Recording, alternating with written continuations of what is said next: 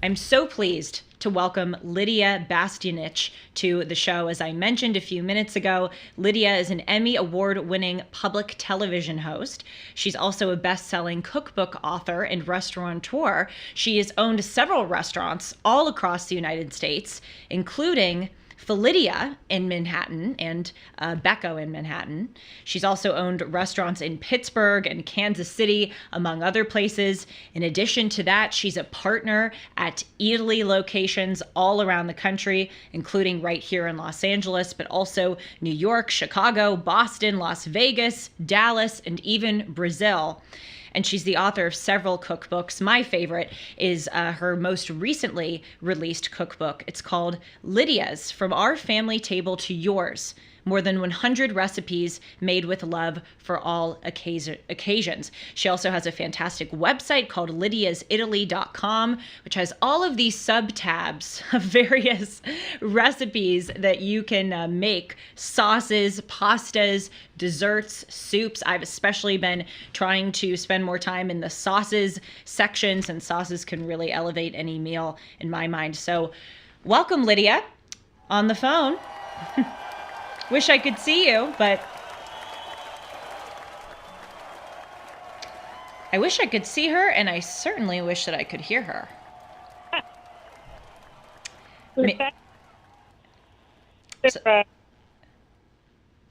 Hello? Oh, there you are. Hi. Hi, Julie. Thank you very much for having me. Oh, well, thank you so much for coming on, and I'm sorry about the technical difficulties, but it's so great to be with you. Let's start off by talking about your upbringing. Now, I read that you were born in Croatia and you were raised in Yugoslavia. What was your upbringing like, and when did you find out that you wanted to be a chef?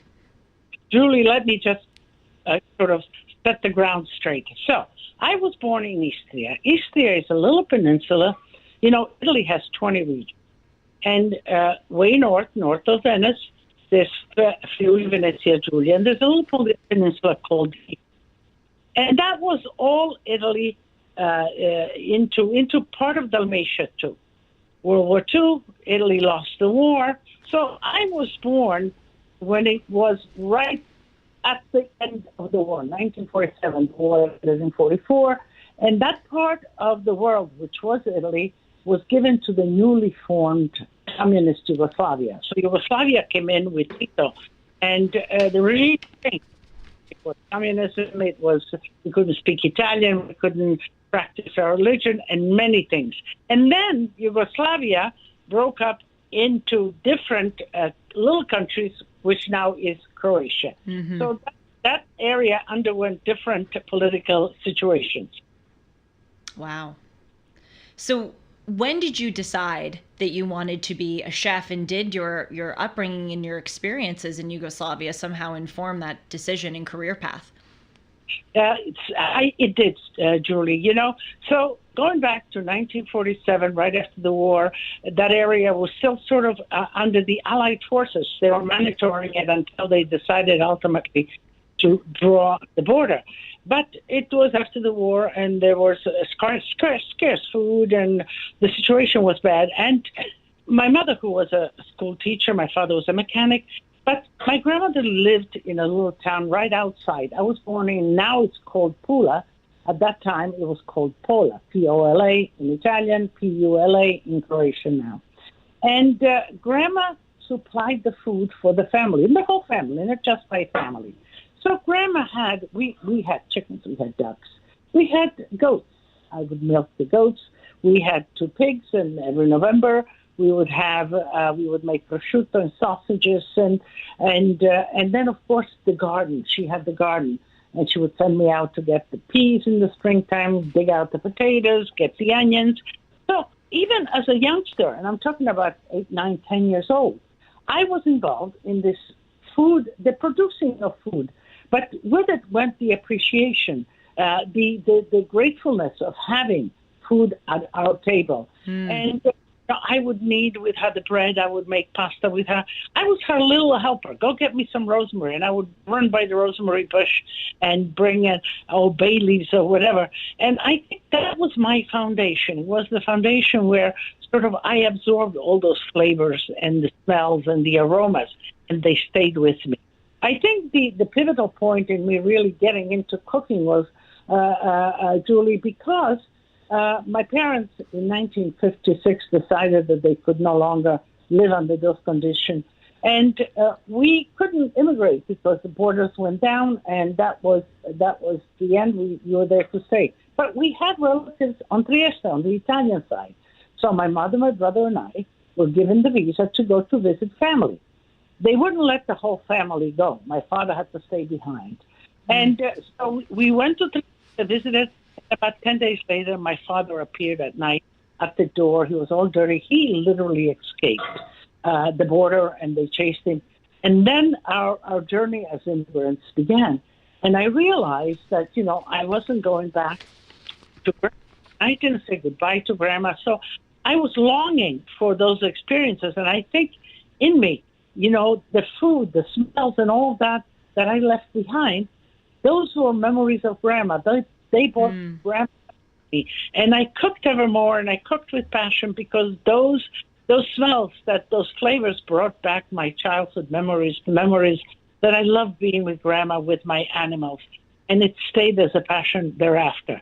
I learned, I kind of sensed that how food was important, how food was a communicator, how food was a nurturer, how you can express emotion, show emotion with food, tell someone you love with food. And, it's been my passion, and I've been cooking ever since, and delightfully feeding people and nurturing people, my family and beyond. What a great history discussion, and of course a great discussion about the history of you and how this has informed your passion for cooking. I was watching a video of yours over the weekend, and you just kind of offhandedly said something as an aside about how for much of human history, it took an amazing amount of effort and labor into making a Sunday meal. It was like an all-day venture. And it just reminded me of that when you were saying that you grew up with goats and, growing the food. I think it seems that you gained a real appreciation for all that goes in to making what maybe we look at as a simple dish. And nowadays, we very much take for granted all of the labor that goes into such a great tasting and great looking meal.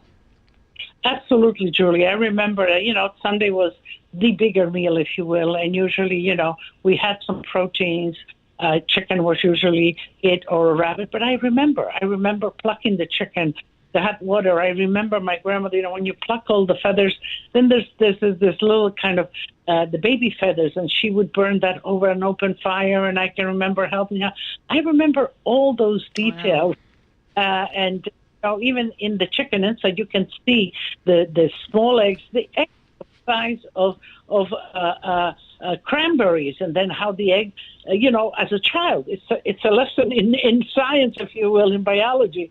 The chicken would open, and you see these little eggs all attached to the cluster of eggs that the chicken had in, and how it got bigger. And then even the eggs had a soft shell, and ultimately had the hard shell when it came out. So all this was, it was like the training of a surgeon or somebody. I was in there, right in there, and I was saying, you just can't forget. You can't forget the flavors. You can't forget the smells, and most of all, the appreciation. The appreciation, how everything was respected. That chicken, from the to the feet, to the all of that made a good soup, and then the sauce. Nothing goes waste. So I'm curious how you got to a place of such immense success in this industry. I know a lot about many industries and how competitive they are, but frankly, I know nothing about the restaurant or cooking industry. So how does that kind of work? What does it take to make it? Is it incredibly competitive? it's competitive. You have to put a lot of work. But I think the most important thing is that you have a passion for what you do, that there's a reason.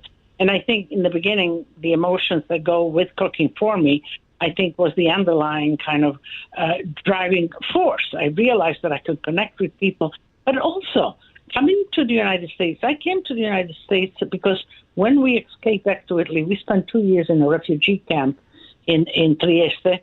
And in 1958, we came to the United States. We were brought here by the Catholic Charities. We had no family here. So coming as a young immigrant, not speaking the language, but I was very excited. I was excited because, you kind of begin to talk about America and the greatness of America and leaving behind this aftermath of war, these difficulties of really not being who you are, not being able to speak your language and all that. So we were looking forward to it. My parents certainly were in bringing their children an education. And I came here, I was 12, so I had a great opportunity in my lifetime to begin. I had most of my education here. And alongside of the education, I always used food as a sort of to lean on, to make a little extra money. I worked in bakeries, baking, and then ultimately I got into baking. When I worked when I went to college, I went in restaurants, all the college kids, and I went in the kitchen and cooked. So I progressed in my passion because I knew that I could do that it was good, and it would make me that extra money that I could help to the family and for my future school and buying things for myself. And then ultimately, I did meet my husband, who was also an immigrant from the same area, mind you, and he was in the industry, and he wanted to open a restaurant. And I said, okay, I will help you. And at that time, I was a fairly good cook. I was not a chef. But we opened a little restaurant, 9 tables, and we hired a chef. And I realized that I needed to learn. And I went into the kitchen with the chef, and I was there for 10 years as a sous chef. But beyond that, I went back to school. I was interested in the science. I was interested in the anthropology of food. I would take courses between lunch and dinner. Sometimes, I would take courses at college. Actually, I would go to Queens College right here. And I still, to this day, I'm very curious. I want to know. Food is such a basis. Food is such a common denominator, no matter what culture you are, where you are in this world. Food is the connecting element. You can connect with somebody with food. You offer somebody food, and it's the sign of. It's fascinating that you were a sous chef for 20 years and you went back to school. 10. Excuse me, 10. Still a lot. A decade is still a long time. And you were just continuing to learn and learn and learn. And I really think that in order to be successful at any industry, you need 2 ingredients, apropos of our discussion. The first is what you said about passion. You have to love what you do. But I think the second thing, and I'm learning this from you too, is that you have to keep going and working and doing it over and over and over again and refining your craft. And that does take a long time to hone.